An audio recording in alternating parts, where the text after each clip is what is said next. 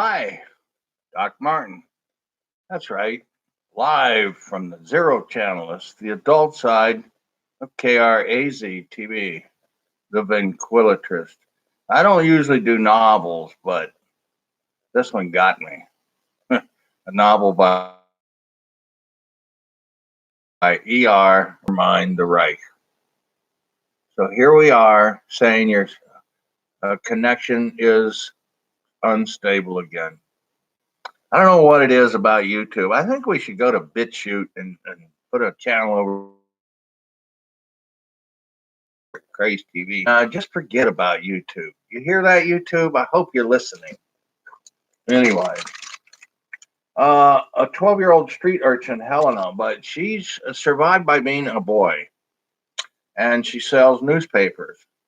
Well, anyway, the Nazi Lasur, which turned into Nazi propaganda. So the Nazis wanted them to publish the events like they wanted them, or they just surround newspapers and publication places, throw gas or no kerosene in there, burn everybody in there when they ran out. They machine gun them. They're freaking idiots.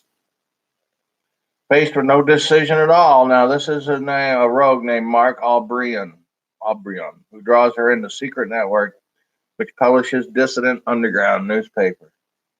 The ventriloquist was really a Jewish guy who knew how to write other people's notes and letters and stuff. And he was spared because he could write really well. And so the Germans told him, if you don't write what we tell you, we're going to kill you.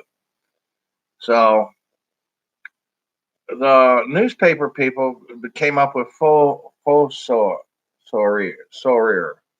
butcher in French, which was the false story, but they wanted to parody and make an ass out of the Nazis. So they timed this two publications, the one that they made and the one that the Germans were having them make, get it out. So many years later, this woman, I guess her name is Emily, she was doing the interview of this old woman. The old woman, how'd you track me down? But she said, because one of these people in here, she was the daughter of that woman that was killed eventually. So it's a crazy, and it's a true story. It's so darn true that she had to make it a fiction book to tame it down. I was like, wow, unbelievable book. So that's why it's over here at the adult side at Zero. So anyway, back to the story. So they kept working. It's only a 15-day period of or 20 to get down to the wire. So every day they had to do something and go get money, and they had to trick themselves. They had took pornographic books and put false covers on them to prove to the Nazis to give them money because they had school books and make it look like, wow, we can get money for propaganda this way, but nobody's going to give us 50,000. So all they had was 500 francs to publish with, but they got other newspapers to give them ink and this stuff. So they came up with this elaborate, hilarious story about the Nazis and stuff, and they did deliver. In the end, though, they were all rounded up, shot, killed, and that was it.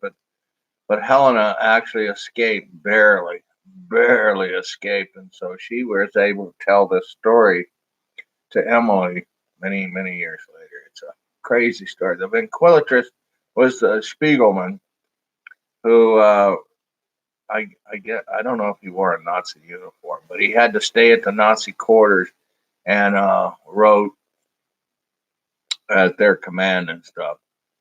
So it was a fascinating story, and we'll just hope none of this ever happens to us. Huh? We got this book at the Tucson Pima County Public Library. You can get it at yours in the adult fiction. That's right.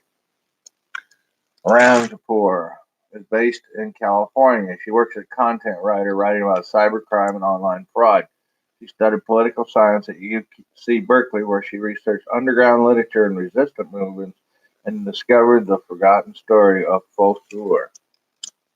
Amazing, and thank you I wonder if the E is for Emily herself. Well, we'll find out. Someday I'd like to meet her. Anyway, folks, keep the faith, whatever it is. I just don't use religion, but you can have faith in yourself and humanity and others. There still is a glimmer of hope in this world.